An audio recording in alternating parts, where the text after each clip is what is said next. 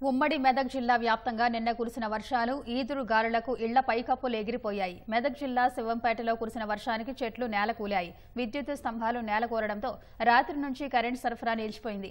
ఓ కారుపై చెట్లు పడడంతో పాక్షికంగా ధ్వంసమైంది. మరికొన్ని ప్రాంతాలలో చెట్లు విరిగి రోడ్లపై పడ్డాయి. దీంతో రాకపోకలకు కొంత అంతరాయం ఏర్పడింది. విద్యుత్ శాఖ అధికారులు మరమ్మతులు చేస్తున్నారు.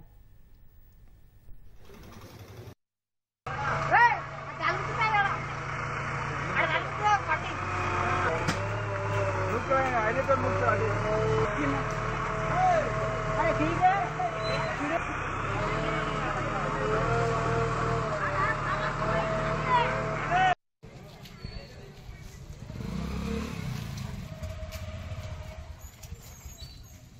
कट చేసి తీసాలి మాట్లాడమంటారు